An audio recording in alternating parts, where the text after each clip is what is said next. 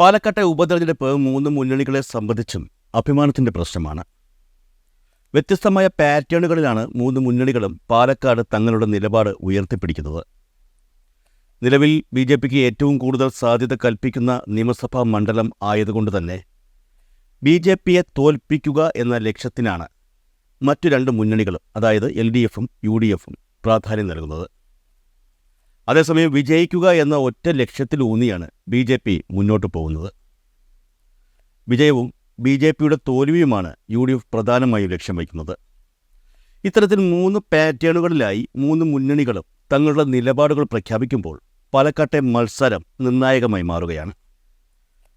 ഇവിടെ പ്രത്യേകം ഓർക്കാനുള്ള ഒരു കാര്യം, പാലക്കാട് കോൺഗ്രസിൻ്റെ സിറ്റിംഗ് സീറ്റാണ്. ഇപ്പോൾ എം പിയായ ഷാഫി പറമ്പിൽ വിജയിച്ച മണ്ഡലം.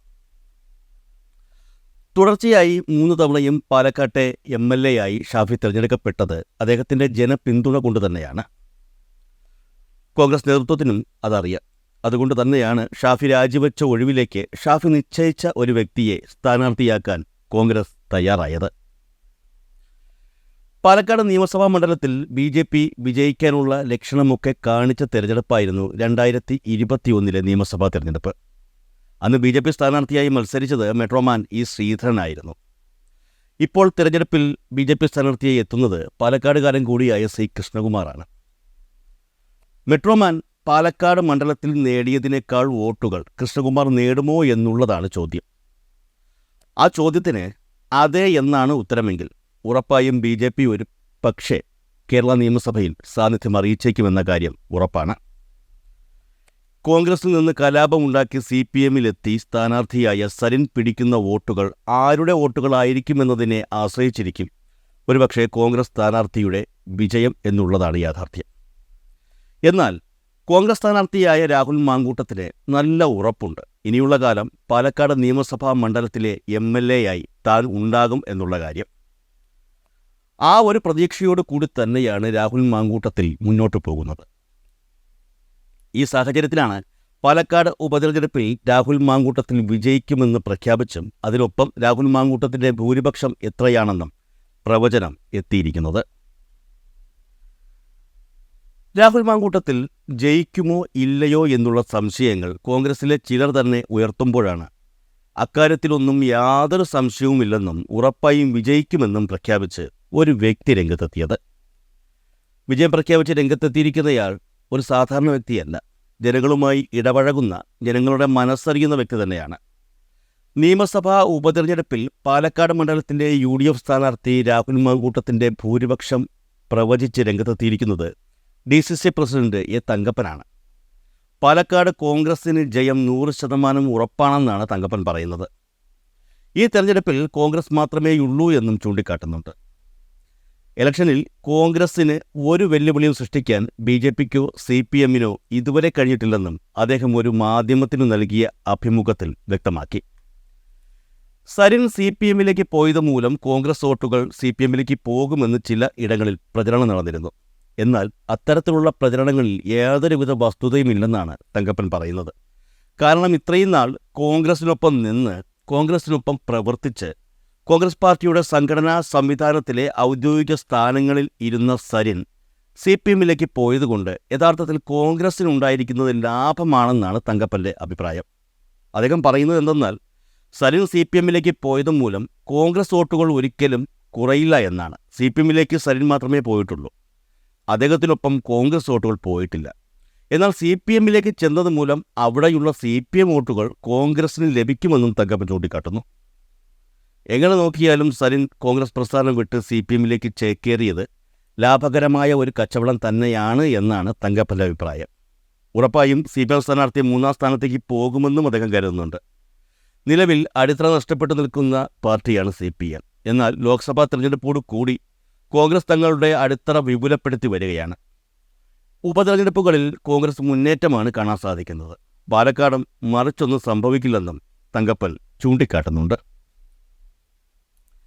രാഹുൽ മാങ്കൂട്ടത്തിൽ ഷാഫി പറമ്പിലിൻ്റെ നോമിനിയാണെന്നുള്ള കാര്യം കെ സുധാകരൻ മുൻപ് തുറന്ന് സമ്മതിച്ചിരുന്നു.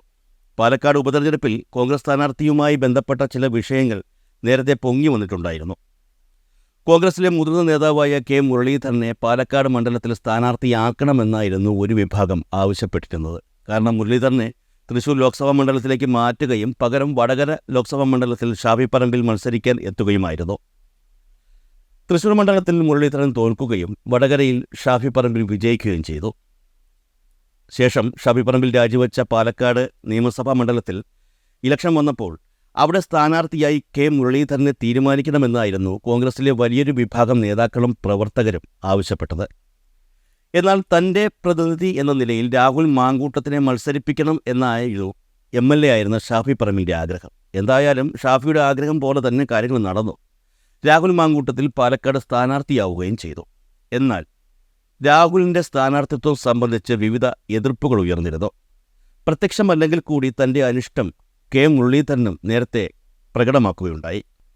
ഇപ്പോൾ ഇതിനെയെല്ലാം നിരാകരിച്ചുകൊണ്ടാണ് DCC പ്രസിഡന്റ് തങ്കപ്പൻ രംഗത്തെത്തിയിരിക്കുന്നത്.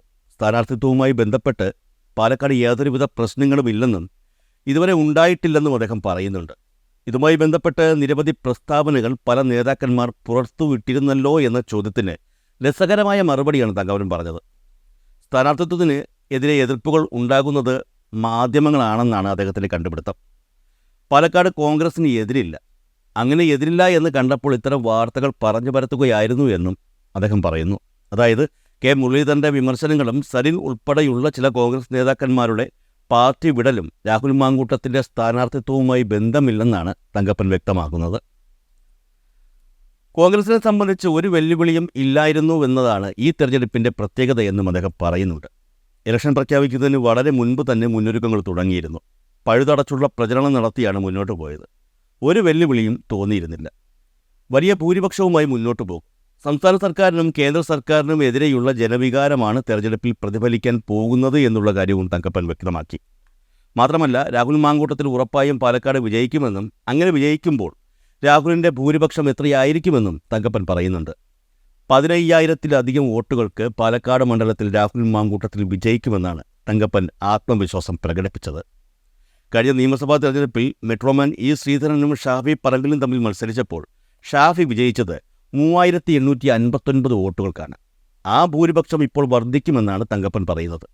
ഇവിടെ തങ്കപ്പൻ്റെ കണക്കുകൂട്ടൽ വ്യക്തമാണ്. മെട്രോമാൻ പിടിച്ച വോട്ടിൻ്റെ അത്രയൊന്നും C. കൃഷ്ണകുമാർ ഇത്തവണ നേടില്ല എന്നാണ് തങ്കപ്പൻ കരുതുന്നത്. അപ്പോൾ BJPയുടെ ഭാഗത്തു നിന്ന് ചോരുന്ന വോട്ടുകൾ കോൺഗ്രസിലേക്ക് കേന്ദ്രീകരിക്കുമെന്നും അദ്ദേഹം കരുതുന്നുണ്ട്.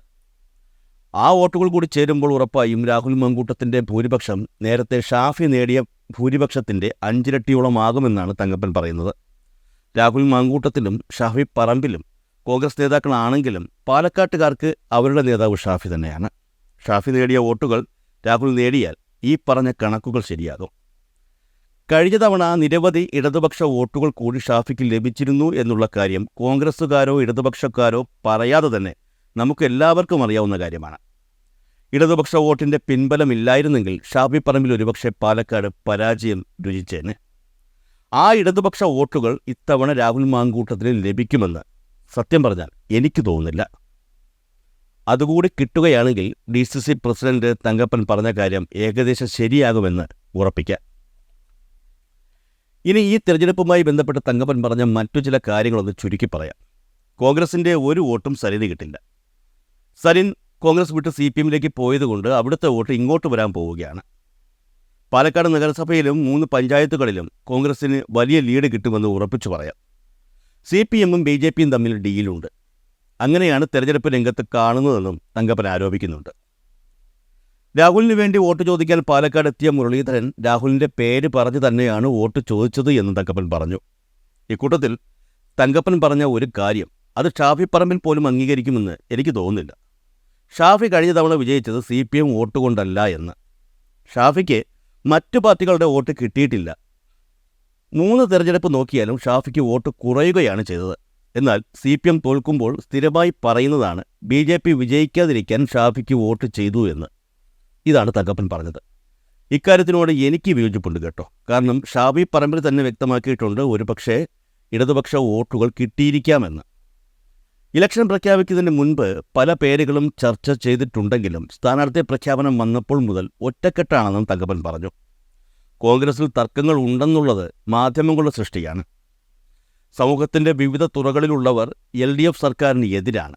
കർഷകരായാലും സാധാരണ തൊഴിലാളികളായാലും പെൻഷൻ വാങ്ങുന്ന വയോജനങ്ങളായാലും എല്ലാവരും CPMന് എതിരാണെന്നുള്ള കാര്യവും വ്യക്തമാക്കിക്കൊണ്ടാണ് അദ്ദേഹം ആ മാധ്യമത്തിന് നൽകിയ അഭിമുഖം അവസാനിപ്പിക്കുന്നത്.